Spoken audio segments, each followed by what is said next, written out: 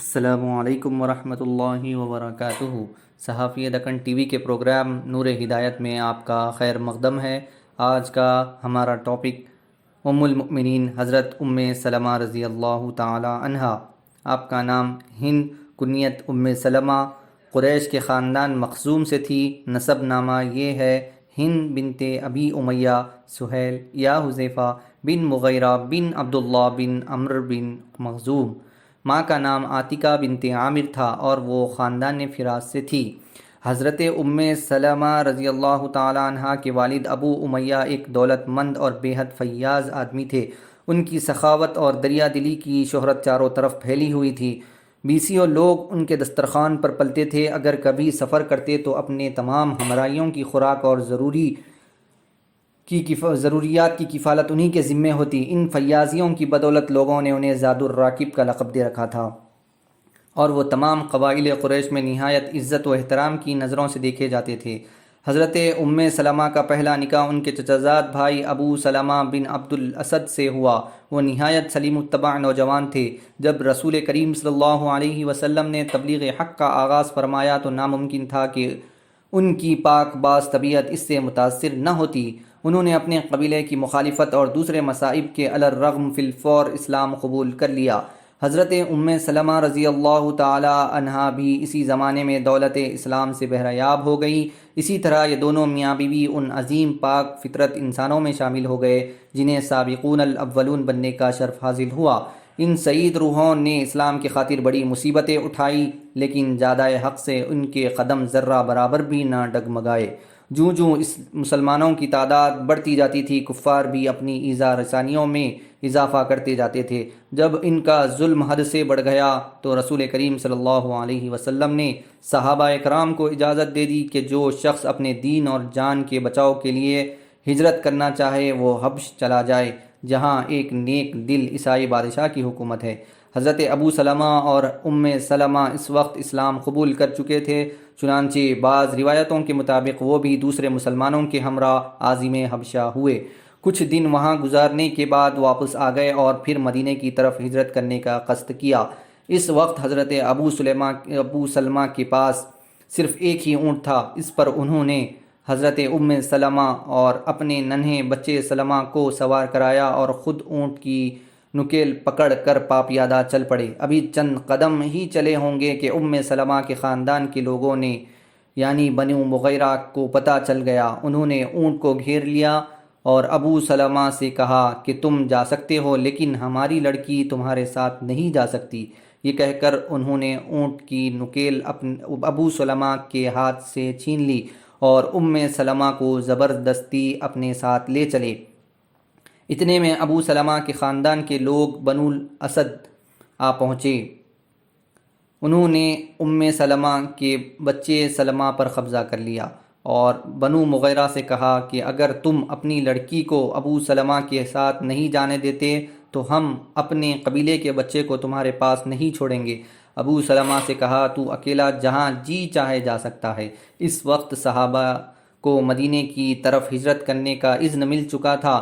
حضرت ابو سلمہ بیوی بچے کے بغیر ہی مدینے کی طرف روانہ ہو گئے۔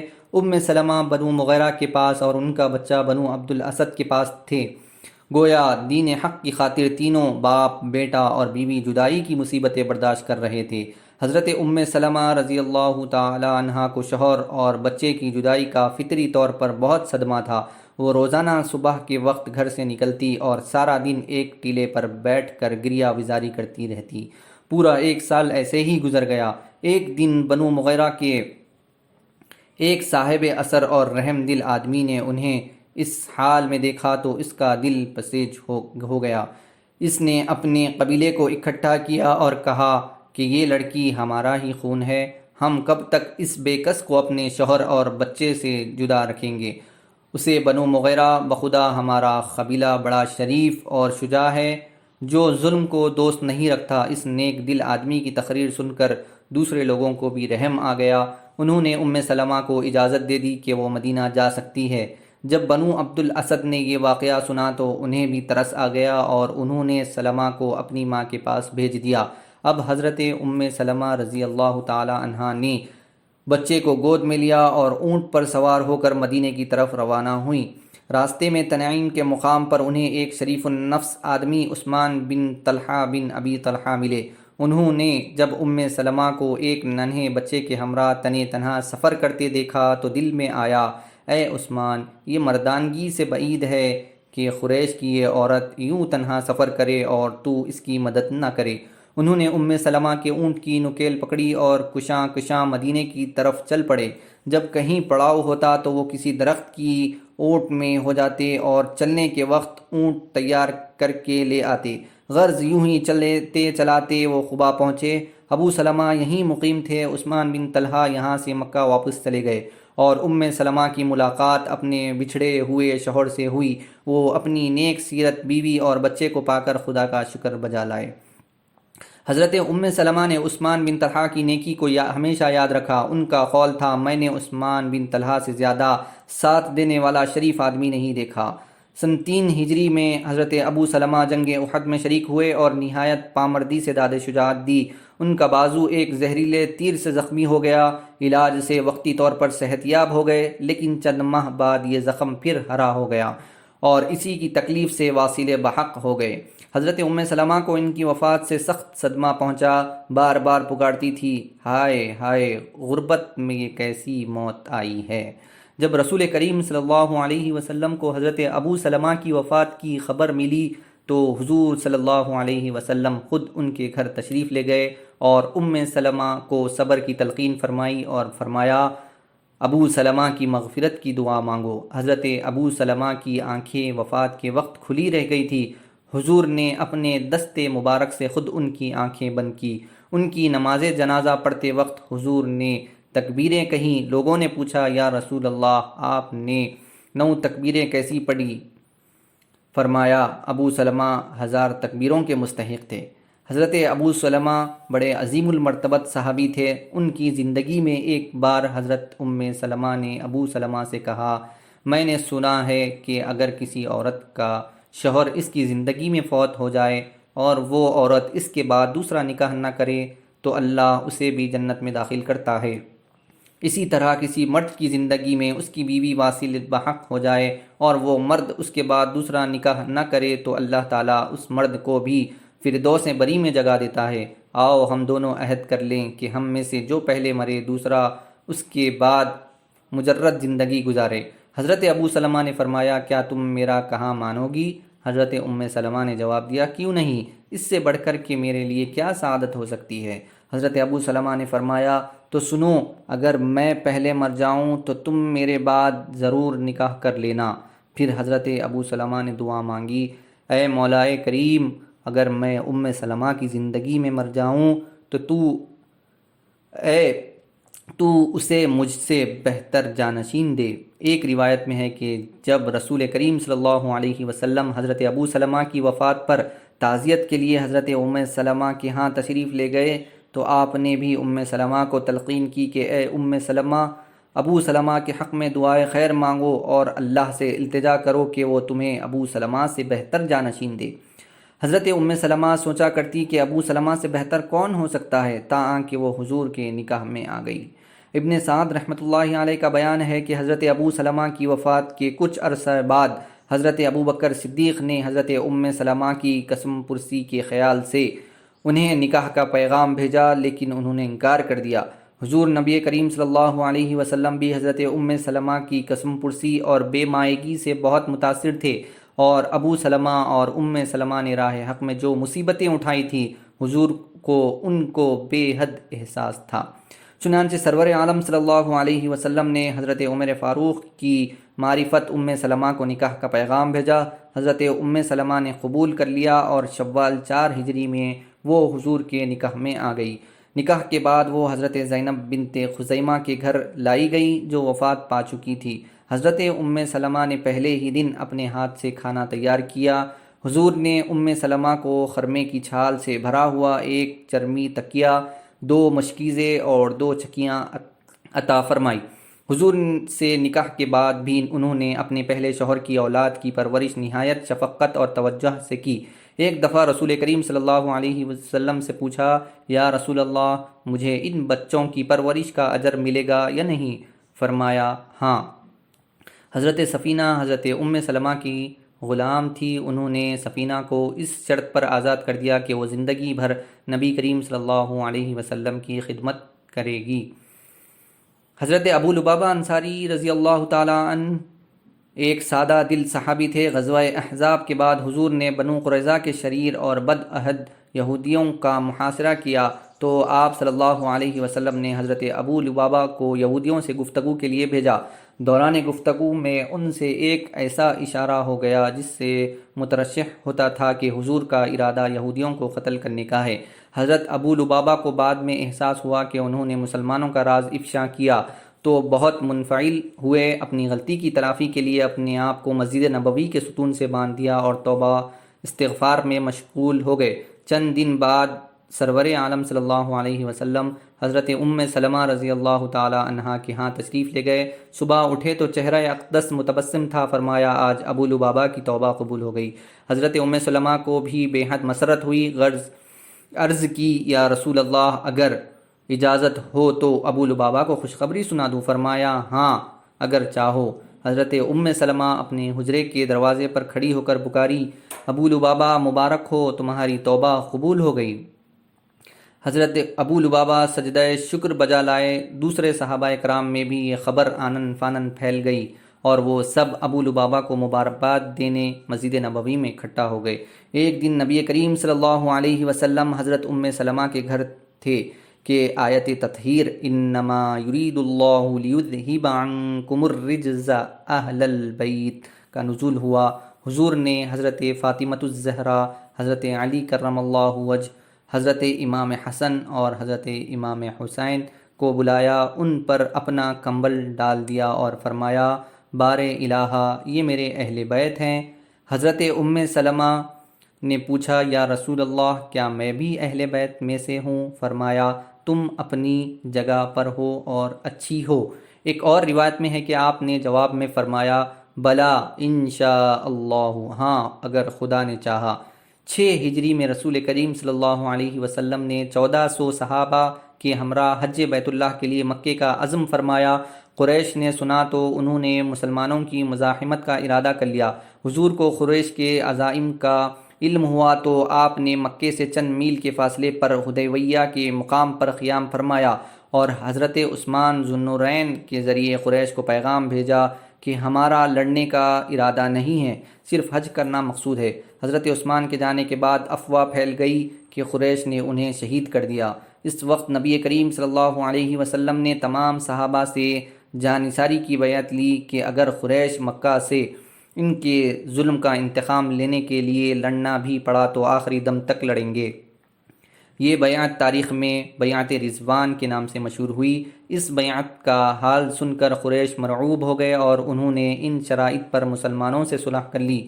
نمبر 1، 10 سال تک باہمی صلح رہے گی، دونوں طرف سے کسی کی آمد و رفت میں روک ٹوک نہ کی جائے گی۔ نمبر 2، اگلے سال مسلمانوں کو طواف بیت اللہ کی اجازت ہوگی لیکن طواف کے وقت ان کے پاس کوئی ہتھیار نہ ہوگا۔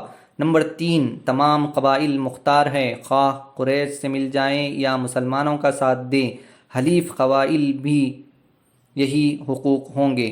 نمبر 4، اگر قریش کا کوئی شخص مسلمان ہو کر رسول کریم کے پاس چلا جائے تو قریش کے طلب کرنے پر اسے واپس کر دیا جائے گا، لیکن اگر کوئی شخص مرتد ہو کر قریش کے پاس چلا جائے تو قریش اسے واپس نہ کریں گے۔ رسول کریم صلی اللہ علیہ وسلم نے حکم الہی کے ماتحت یہ شرائط منظور کر لی، لیکن عام مسلمان جو مصلحت خداوندی کو نہ سمجھ سکے ان شرائط سے بہت شکستہ دل ہوئے، کیونکہ انہیں وہ مسلمانوں کے مفاد کے خلاف معلوم ہوتی تھی۔ حضور صلی اللہ علیہ وسلم نے صلح کے بعد مسلمانوں کو حکم دیا کہ وہ قربانی کریں۔ شکستہ دل صحابہ نے قربانیاں دینے میں کچھ تأمل کیا۔ حضور اس سے ملول ہوئے۔ حضرت ام سلمہ آپ کے ہمراہ تھی۔ آپ نے ان سے ذکر کیا تو انہوں نے مشورہ دیا، یا رسول اللہ، مسلمانوں نے آپ کا فرمان اچھی طرح نہیں سمجھا، آپ خود باہر نکل کر قربانی کرے اور احرام اتارنے کے لیے بال منڈوائے۔ حضور نے حضرت سلمہ کا مشورہ قبول کر لیا اور کسی سے کچھ کہے بغیر خود ہی قربانی کی اور احرام اتارا۔ جب سب صحابہ کرام نے دیکھا کہ حضور کا فرمان حتمی ہے تو سب نے دھڑا دھڑ قربانیاں کی اور سر کے بال منڈوا دیے۔ حضرت سلمہ کو حدیث سننے کا بہت شوق تھا۔ ایک دن بال گندوا رہی تھی کہ رسول کریم صلی اللہ علیہ وسلم منبر پر تشریف لائے اور خطبہ دینا شروع کیا۔ ابھی زبان مبارک سے ایھا الناس ہی نکلا تھا کہ مشاطہ کو حکم دیا کہ بال باندھ دو۔ اس نے کہا اتنی بھی کیا جلدی ہے، ابھی تو حضور صلی اللہ علیہ وسلم نے ایھا الناس ہی فرمایا ہے۔ حضرت سلمہ اٹھ کھڑی ہوئی، اپنے بال خود باندھی اور برہمی سے بولی کیا ہم آدمیوں میں شامل نہیں ہیں؟ اس کے بعد بڑے انہماک سے پورا خطبہ سنا۔ سرور عالم صلی اللہ علیہ وسلم نے نہایت عقیدت تھی حضور کے کچھ منہ مبارک تبرکاً چاندی کے ایک ڈبیا میں محفوظ کر لیے تھے۔ صحیح بخاری میں ہے کہ صحابہ میں سے کسی کو تکلیف پہنچتی تو وہ ایک پیالہ پانی سے بھر کر ان کے پاس لاتے، وہ منہ مبارک نکال کر اس پانی میں حرکت دے دیتی، اس کی برکت سے تکلیف دور ہو جاتی۔ مسند احمد میں ہے کہ ایک دفعہ حضرت سلمہ نے حضور کی خدمت میں عرض کیا یا رسول اللہ، اس کی کیا وجہ ہے کہ ہمارا قرآن میں ذکر نہیں؟ حضور نے ان کی بات سن کر منبر پر تشریف لے گئے اور یہ آیت پڑھی ان المسلمین والمسلمات والمؤمنین والمؤمنات۔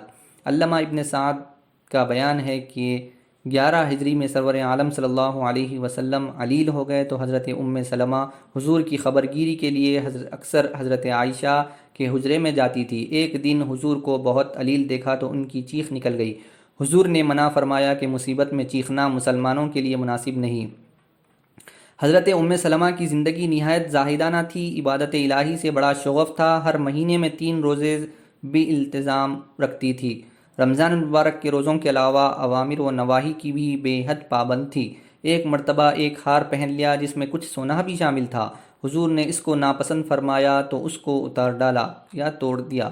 مسند احمد بن حنبل میں روایت ہے کہ 61 ہجری میں جس دن امام حسن رضی اللہ تعالی عنہ نے اپنی عظیم المرتبت رفقا کے ساتھ دشت کربلا میں جام شہادت نوش کیا، حضرت سلمہ نے خواب میں دیکھا کہ رحمت دو عالم تشریف لائے ہیں، سر اور ریش مبارک غبار آلود ہے اور بہت غمزدہ ہے۔ حضرت سلمہ نے پوچھا یا رسول اللہ کیا حال ہے؟ فرمایا حسین کے مقتل سے آ رہا ہوں۔ حضرت سلمہ کی آنکھ کھل گئی، بے اختیار رونے لگی اور بلند آواز سے فرمایا عراقیوں نے حسین کو قتل کیا، خدا انہیں قتل کرے، انہوں نے حسین سے دغا کی، خدا ان پر لعنت کرے۔ حضرت سلمہ اپنے باپ کے مانند بے حد سخی تھی، دوسروں کو بھی سخاوت کی ترغیب دیتی تھی۔ ناممکن تھا کہ کوئی سائل ان کے گھر سے خالی ہاتھ چلا جائے، زیادہ نہ ہوتا تو تھوڑا یا جو کچھ بھی ہوتا سائل کو دے ڈالتی۔ ایک مرتبہ چند مساکین میں جن عورتیں بھی تھیں ان کے گھر آئیں اور بڑی لجاجت سے سوال کیا۔ الحسن ان کے پاس بیٹھی تھی، انہوں نے ان کو سخت سست کہا۔ حضرت سلمہ نے ان کو روکا اور فرمایا ہم کو اس کا حکم نہیں۔ پھر لونڈی کو حکم دیا کہ ان کو خالی ہاتھ نہ جانے دو اور کچھ نہ ہو تو ایک ایک چوہارا ان کے ہاتھ پر رکھ دو۔ حضرت سلمہ سے 378 حدیثیں مروی ہیں۔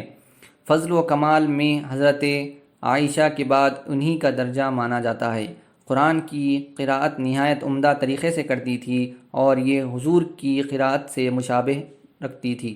اللہ تعالیٰ نے انہیں خوبروئی، علم، ذہانت اور اصابت رائے کی نعمتوں سے کافی حصہ دیا تھا۔ علامہ ابن قیم کا بیان ہے کہ حضرت سلمہ کے فتاویٰ سے ایک چھوٹا سا رسالہ تیار ہو سکتا ہے، ان کے فتاویٰ بالعموم متفق علیہ ہے۔ حضرت سلمہ 63 ہجری میں 84 سال کی عمر میں وفات پائی۔ حضور صلی اللہ علیہ وسلم کی صلب مبارک سے ان کی کوئی اولاد نہیں ہوئی۔ 4 بچے، 2 لڑکے اور 2 لڑکیاں ابو سلمہ سے تھیں۔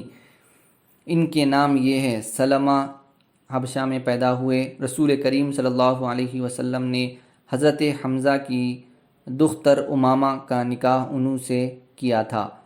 عمر حضرت علی کرم اللہ وجہہ کے عہد خلافت میں بحرین اور فارس کے عامل تھے۔ زینب اور درہ بروایت دیگر رقیہ صاحبزادیاں تھیں رضی اللہ تعالی عنہا۔